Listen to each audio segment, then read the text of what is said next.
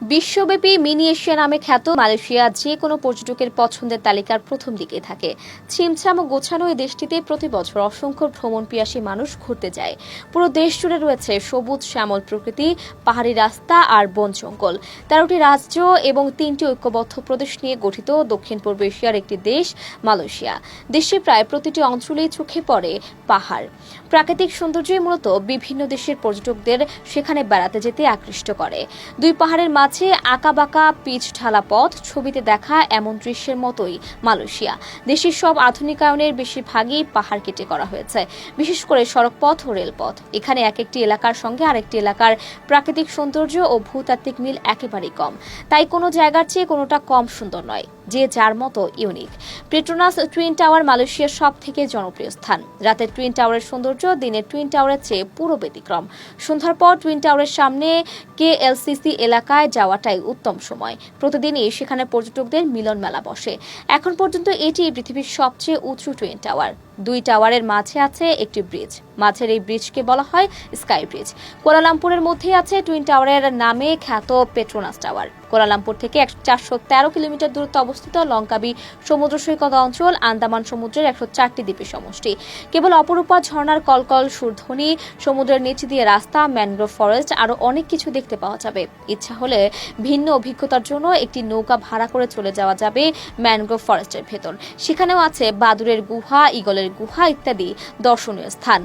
দামুন valley eco tourism ও বনভূমির জন্য মালয়েশিয়ায় ভ্রমণের সেরা জায়গা। এটি 130 মিলিয়ন বছরের পুরনো নিম্নভূমিতে অবস্থিত।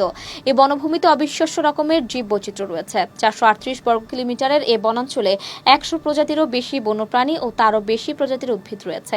এটিকে বন্যপ্রাণী উদ্ভিদের আবাসভূমিও বলা হয়।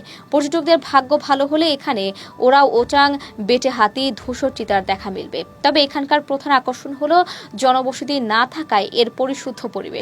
জঙ্গলে ঘোরাফেরা, নাইট সাফারি ও প্রত্নতাত্ত্বিক কাদাজান দাসুন সমাধিতে যাওয়ার জন্য অবশ্যই অভিজ্ঞ ভ্রমণ গাইডের সহায়তা নিতে হবে। পেনাং মালয়েশিয়ার আরেকটি জনপ্রিয় পর্যটন স্থান। এটিকে দেশটির ভোজন রাজধানী বলা হয়। সেখানে বৈচিত্র্যময় খাদ্যের সম্ভার। আবার চীনা নববর্ষ সহ বেশ কিছু জমকালো রঙিন উৎসব হয় সেখানে। এটি কুয়ালালামপুর থেকে 355 কিলোমিটার দূরে অবস্থিত। মূলত পেনাংয়ের মূল আকর্ষণ ট্রেন।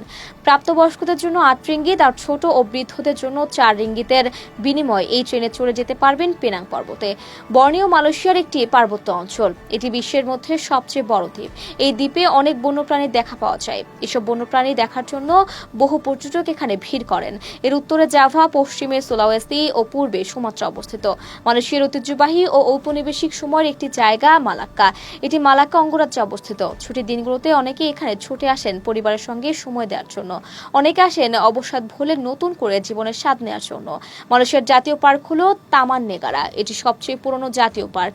এই পার্ক পেনিনসুলা মালয়েশিয়া অঙ্গরাজ্যে অবস্থিত। এখানে রয়েছে বিনোদনের সব রকম ব্যবস্থা। দূর দূরান্ত থেকে মানুষ এখানে আসেন। টিওম্যান দ্বীপ একটি সমুদ্র সৈকত। এটি পাহাং অঙ্গরাজ্যের রমপিন জেলায় অবস্থিত। সমুদ্র বিলাসীদের জন্য এটি একটি মুক্ত অঞ্চল। দ্বীপটি দেখার জন্য অনেক পর্যটক ভিড় জমায়। এছাড়াও মালয়েশিয়ায় আরো অনেক দর্শনীয় স্থান রয়েছে, যা দেখার জন্য বহু লোক দূর দূরান্ত থেকে এমনকি প্রাচ্য থেকেও ভ্রমণ করে থাকেন। দর্শক, আজ এ পর্যন্তই। আবার আসবো নতুন নতুন সব তথ্য নিয়ে। সে পর্যন্ত সবাই ভালো থাকুন, সুস্থ থাকুন, দূরবীন নিউজের সাথে থাকুন। ধন্যবাদ।